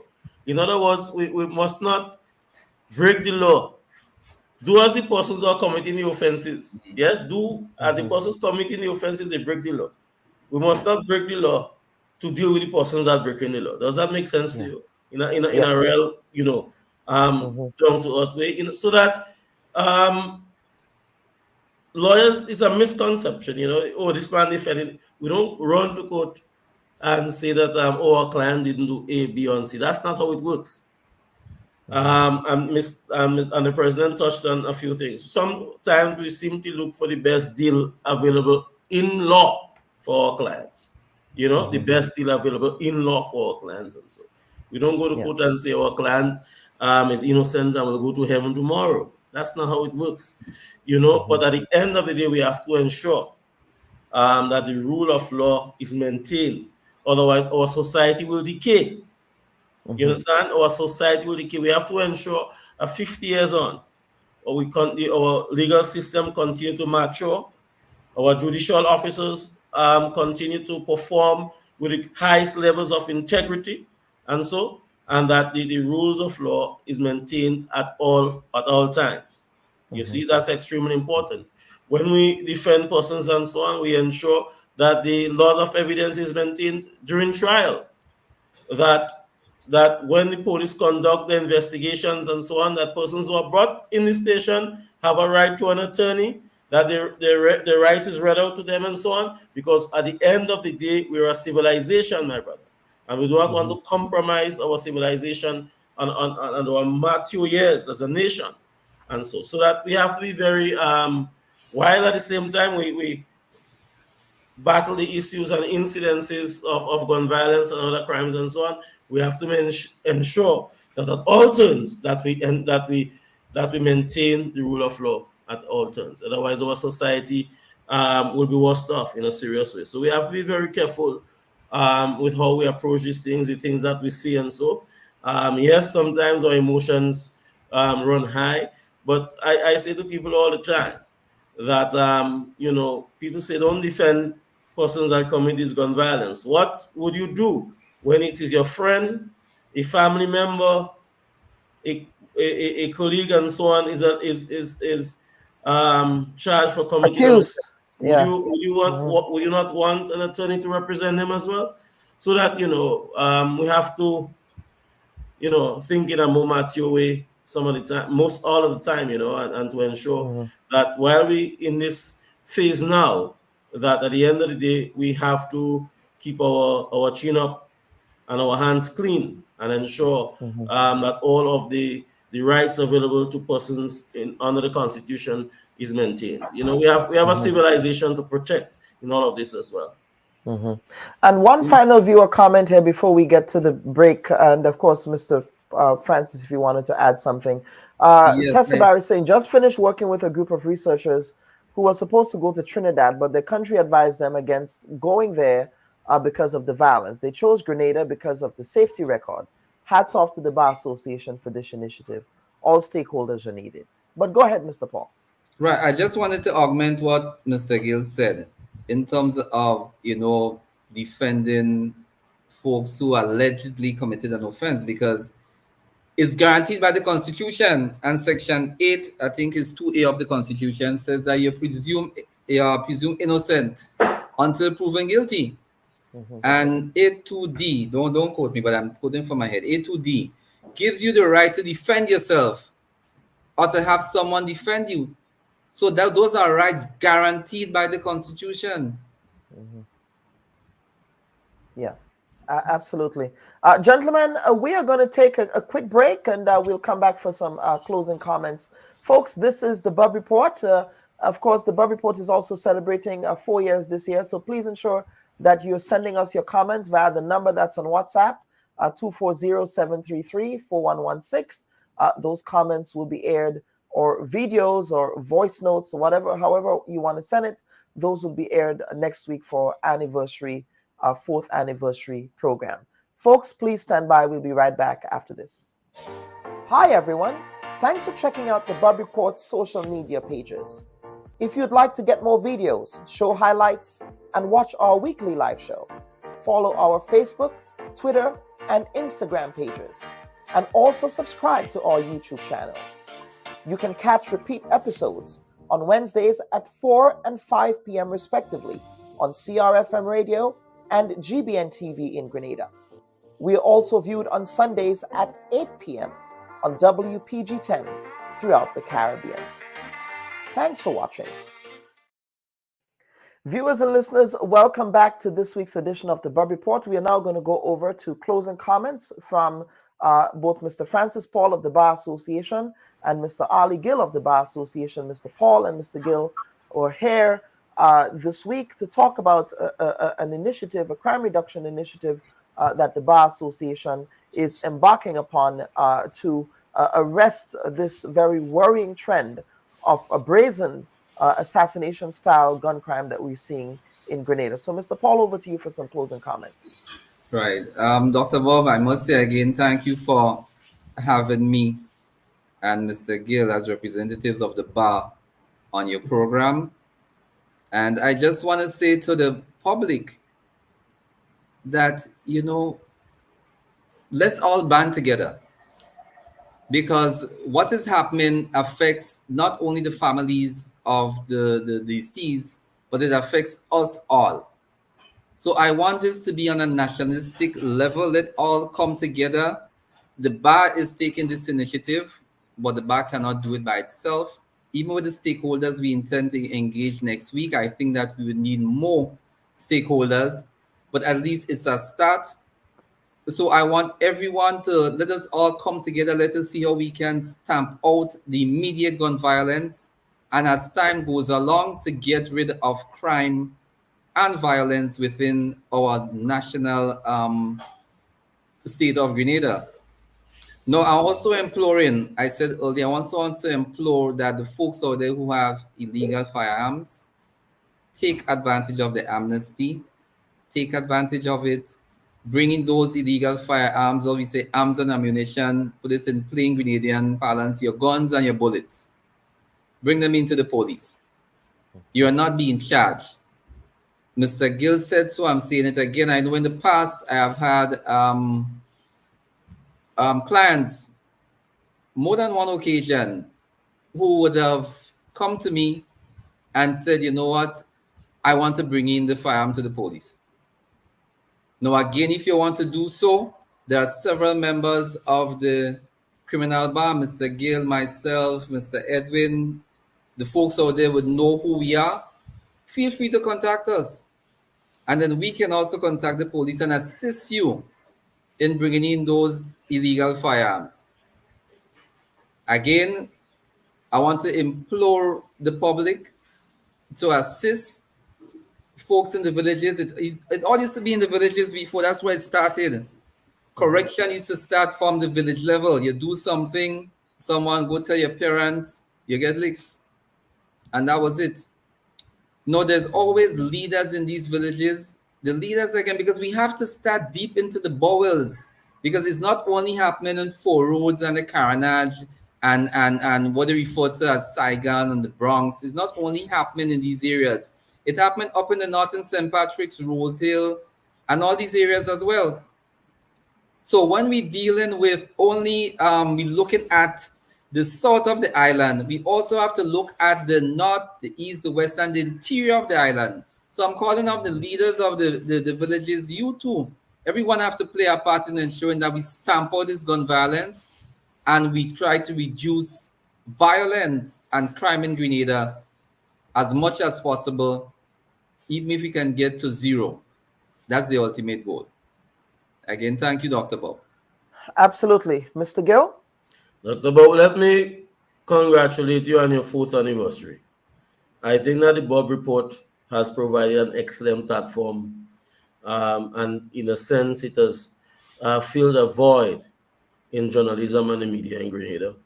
You know, you have created this program where, you know, we can have these sort of discussions, and hats off to you for seeing the vision and for creating this sort of platform here in Grenada, and we are grateful for your contribution. Allow me in closing to encourage, there are firearm offenses in every district in Grenada. On Kariku, Piti Matli, come right down. We have we have firearm offenses. And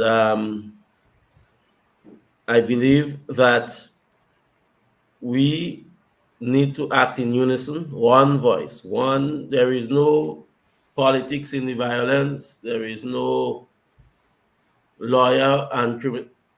As a nation, let us approach it and put our best foot forward, so to speak. So that I want to second the call made by Mr. Paul and to urge persons to bring in the firearms, the guns, and the bullets. And we are, as I said, we have made ourselves available to assist in any way that we can with regards to that. And I would want to ask for the support of the wider community for the Bar Association initiative that we are embarking upon, in as much as possible to meet with the young men, meet in the communities and so on, in the days and weeks and months ahead, to do our best to ensure that we keep Grenada to be the safest place on the planet. Thank you so much. Absolutely. Gentlemen, thank you again. And I just want to also shout out Mr. Ali Gill. I think my social justice orientation, my sense of history, my sense of understanding, a sharp grasp of current affairs was informed by Mr. Gill as my history teacher at the Presentation College. I remember Mr. Gill, when he came into class, he was wearing that African dashiki, and everyone made fun of him. And he went on to educate us that, you know, African history did not begin with slavery. And you're looking nice in your dashiki now. That's right. and I'm not ashamed to wear my Afrocentric post-colonial decolonized outfits, right? But the point is, I want us to appreciate the impact that informal education, because a lot of what Mr. Gill taught us was informal. It was not part of the syllabus. They only taught West Indian and European history. So Mr. Gill, in many respects, deviated from the norm, and he caused me to be the critical scholar that I am today. So thank you as well, Mr. Gill, for being such an important impact on my life as well. Dr. Bob, I just wanted to say that, and he didn't go to PVC, eh? And he well, you know, we GBSS boys, we play a role. You know, we help the PBC, we help the SAS, we have the McDonald College, we have the St. David's Second Son, you know. We flow from the fountain of the Victor Ashby. There you go. Well, I don't even have a comeback for that. I know, absolutely. I know enough to see Arsenal win the championship. Congratulations to Arsenal. Team Arsenal, Arsenal. There we go. Knock on wood. Gentlemen, the Manchester City fans will be annoyed, but we have a few minutes left. Yes, absolutely. Mr. Paul. I was just saying, it would be remiss of me if I didn't extend congratulations to you two on your 4th anniversary. Yes. You have provided a forum that has a high quality, and I know that you have had some folks on your program, you know, whether it's up in society, down in society, but you have brought that community together in Grenada to bring burning issues to the fore. Yes, to the fore. Absolutely. And that's what we are here for. So thank you again. Congratulations again. Absolutely. Viewers and listeners, Mr. Ali Gill and Mr. Francis Paul of the Grenada Bar Association. Mr. Paul, of course, is the president of the bar. He announced an initiative that the bar will be embarking on, a crime reduction initiative as their contribution to arrest the very concerning upsurge in very brazen gun violence incidents we have been seeing across the state of Grenada. And so we are definitely going to be watching this space to see how that will play out. Of course, everyone has a role to play in ensuring that we can continue to maintain Grenada's reputation as one of the most peaceful and safest islands in the Caribbean basin. Of course, on behalf of the producers of the Bubb Report, I am your humble host, Dr. Kellen Bubb, wishing everyone a pleasant week ahead. Take care now. Bye-bye. Hi, everyone. Thanks for checking out the Bubb Report's social media pages. If you'd like to get more videos, show highlights, and watch our weekly live show, follow our Facebook, Twitter, and Instagram pages, and also subscribe to our YouTube channel. You can catch repeat episodes on Wednesdays at 4 and 5 p.m. respectively on CRFM Radio and GBN TV in Grenada. We are also viewed on Sundays at 8 p.m. on WPG 10 throughout the Caribbean. Thanks for watching.